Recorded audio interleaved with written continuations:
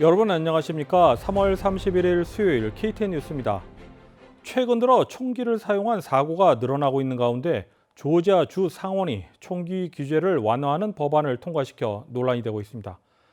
해당 법안에 따르면 총기 휴대는 더 자유로워지며 총기 면허 발급 절차와 갱신도 기존보다 더 쉬워지게 됩니다. 자세한 소식을 박진남 기자가 보도합니다. 8명의 희생자를 낸 애틀랜타 스파 총격 참사 2주 만에 총기 규제를 완화하는 개정 법안이 조지아 주 상원을 통과했습니다. 조지아 주 상원은 지난 29일 주 하원을 통과한 HB 218을 수정해 34대 18로 통과시켜 하원으로 보냈습니다. 수정된 HB 218의 주요 골자는 조지아주와 상호 특별협정을 맺은 주에서의 총기 면허만을 인정하는 것에서 벗어나 다른 주 여행자들의 총기 휴대를 허용하고 온라인으로 총기 면허를 갱신할 수 있도록 허용하고 있습니다. 이 법안은 당초 2월 25일 하원에서 맨디 볼링거 공화당 의원이 대표 발의한 것으로 여행자들이 합법적으로 총기를 조지아로 가지고 들어올 수 있도록 허용하는 내용이었습니다. 그러나 상원 상임위원회 심의 과정에서 총기 규제를 더욱 완화하는 개정 내용이 추가됐습니다. 현행 규정은 총기 면허를 발급받기 위해서는 당사자가 반드시 법원에 출두해야 합니다. 하지만 공화당 의원들은 이번 개정 법안에서 유언 상속의 공증과 집행을 담당하는 검인 판사가 총기 면허를 발급할 수 있도록 하고 또 온라인으로 면허 갱신이 가능하도록 바꾸는 내용을 추가했습니다. 3월 16일 총기 참사 이후 용의자가 사건 발생 단지 몇 시간 전에 총기를 구매한 사실이 알려지자 민주당 일각에서는 총기 구매 전 5일의 대기 기간 및 신원 조회를 요구하는 여러 입법 조치를 강구 중인 것으로 알려졌습니다. 미국의 총기 각성을 위한 행동을 요구하는 엄마들의 커트니 스프릭스 조지아 지부장은 주 상원 통과 법안이 공공의 안전을 더욱 위협할 것이며 생명을 구하기보다는 생명을 위험에 빠뜨리는 셈이라고 말했습니다. 또한 해당 법안이 총기 안전을 향상시키지 않을 것이라고 강조했습니다. 해당 법안은 또 주지사가 비상사태를 이유로 총기 제조업체나 사격 연습장을 폐쇄할 수 없도록 금지하는 조항도 담고 있습니다. KTN 뉴스 박진남입니다. 미 동남부 한인연합회 자문위원회는 지난 28일 골프 대회를 통해 마련된 기금을 오늘 연합회 측에 전달했습니다. 제40회 동남부 한인 체육대회는 2022년 6월에 개최될 예정입니다. 연합회 측은 오늘 오전 둘루스에서 기자회견을 열고 골프 대회로 조성된 동남부체전 기금 전달식을 가졌습니다. 오늘 전달된 기금은 24,829달러.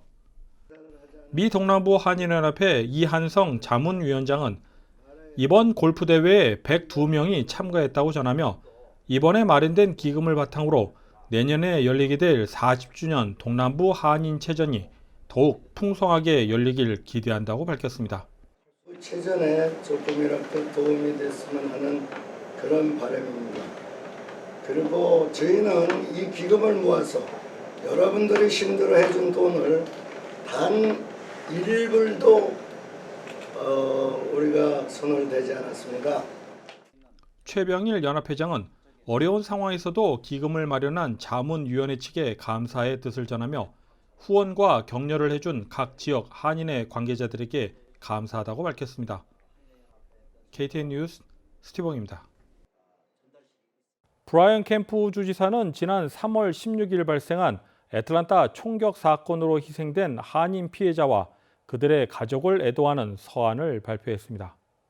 주 애틀랜타 총영사관에 따르면 브라이언 캠프 주지사는 관련 서한을 어제인 30일 김영준 총영사 앞으로 보내왔습니다. 서한에 따르면 브라이언 캠프 주지사는 조지아주는 다양한 민족이 어우러져 사는 축복받은 주라면서 피해자의 유가족에게 많은 위로를 보낸다고 말했습니다. 또한 모든 조지아 주민들의 안전이 보장되어야 하며 정의 실현을 위해 철저한 수사를 기대한다고 밝혔습니다. 더불어 비극적인 이번 범죄 행위를 규탄한다고 밝혔습니다. 다음은 코로나19 소식입니다. 조지아주의 코로나 확진자 수는 꾸준히 증가하는 반면 코로나로 사망하는 수는 현저히 줄어들고 있습니다. 오늘의 코로나19 현황을 배준경 기자가 종합했습니다. 3월 31일 오후 2시 50분 기준 미국 내 코로나19 누적 확진 환자는 3,114만 7,423명, 누적 사망자는 56만 4,874명입니다. 어제 하루 동안 신규 확진 환자는 94,272명 늘었고 신규 사망자는 1,422명 증가했습니다. 주별 누적 확진 환자는 캘리포니아, 텍사스, 플로리다, 뉴욕, 일리노이 순으로 많습니다. 주별 누적 사망자는 캘리포니아, 뉴욕, 텍사스, 플로리다, 펜실베니아 순으로 많습니다. 다음은 조지아주 코로나19 현황입니다. 오후 2시 50분 집계에 따르면 조지아주의 누적 확진 환자는 85만 2,395명, 누적 사망자는 16,607명으로 집계됐습니다. 신규 확진 환자는 1,089명 증가했고 신규 사망자는 74명 증가했습니다. 항원검사 양성 판정자는 누적 20만 7,153명, 신규 718명입니다. 다음은 카운티별 집계입니다. 기넷 카운티 누적 확진 환자 83,483명, 누적 사망자는 997명입니다.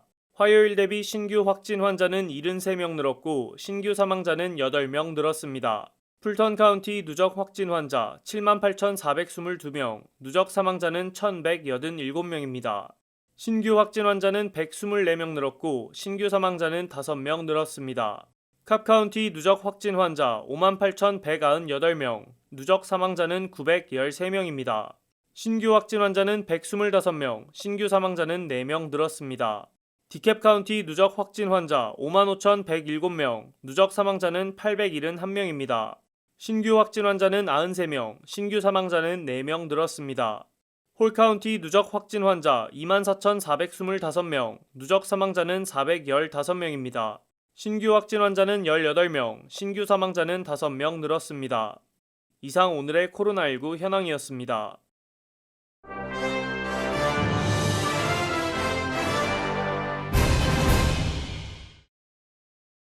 애틀랜타의 미디어 기업 그레이 텔레비전이 도라빌에 위치한 제너럴 모터스 공장 지부를 매입해 조지아주 최대 규모의 영화 촬영소를 건설할 예정으로 알려졌습니다. 그레이 텔레비전은 128에이커 크기의 현재는 사용되지 않고 있는 제너럴 모터스 지부를 스튜디오 시티라고 명명된 종합 촬영소로 탈바꿈시킬 계획입니다. 첫 번째 단계에는 아파트와 타운홈, 호텔과 레스토랑 등 여러 거주시설과 편의시설 등이 함께 개발될 것으로 발표했습니다. 조셉 가이어만 도라빌 시장은 그레이 텔레비전의 투자 규모가 1940년대 제너럴 모터스의 투자 이후 가장 큰 규모의 투자가 될 것이라고 말했습니다. 주 애틀랜타 총영사관이 한복기술진흥원과 클레이튼 카운티 갤러리와 함께 한복 전시회를 개최합니다. 이번 한복 전시회의 부제는 한복에 담겨진 치유의 지혜를 만나다로 알려졌습니다. 전시회는 4월 5일부터 5월 27일까지 클레이튼 카운티에 위치한 아트 클레이튼 갤러리에서 열립니다. 애틀랜타 총영사관의 김영준 총영사는 이번 전시회가 한복의 전통성과 아름다움을 현지인들에게 널리 알리고 장기간의 코로나19 확산 및 애틀랜타 연쇄 총격 사건 등으로 마음의 상처를 입은 한인들에게 위안과 치유의 장이 되길 바란다고 말했습니다. NCAA 전미 대학농구의 꽃, 광란의 3월 4강 대진이 완성됐습니다. 여자부에서는 스탠포드, 코네티컷, 그리고 사우스캐롤라이나 1번 시드 3개 팀이 4강전에 진출하게 됐습니다. 마지막 한 팀은 3번 시드 애리조나입니다. 여자부 파이널4 경기는 4월 2일 저녁 6시와 저녁 9시 30분 순차적으로 열릴 예정입니다. 사우스캐롤라이나와 스탠포드가 맞붙고 코네티컷과 애리조나가 맞붙습니다. 남자부에서는 퍼스트4, 즉 토너먼트 시작을 알리는 마지막 참가팀을 뽑는 경기부터 올라온 UCLA가 1번 시드 미시건을 잡으며 이변을 일으켰습니다. 미시건은 게임 종료 20초 전부터 무려 3번의 공격 기회를 얻었지만 모두 림을 빗나가며 2점차 패배를 막지 못했습니다. 부동의 우승 후보로 꼽히는 곤자가는 USC를 19점 차로 대파하며 1번 시드의 면모를 보였습니다. 남자부 파이널4 경기는 4월 3일 오후 5시와 8시 30분에 열릴 예정이며 베일러와 휴스턴이 맞붙고 곤자가와 UCLA가 맞붙습니다. 이상으로 3월 31일 KTN 뉴스를 모두 마칩니다. 시청해주신 여러분 고맙습니다.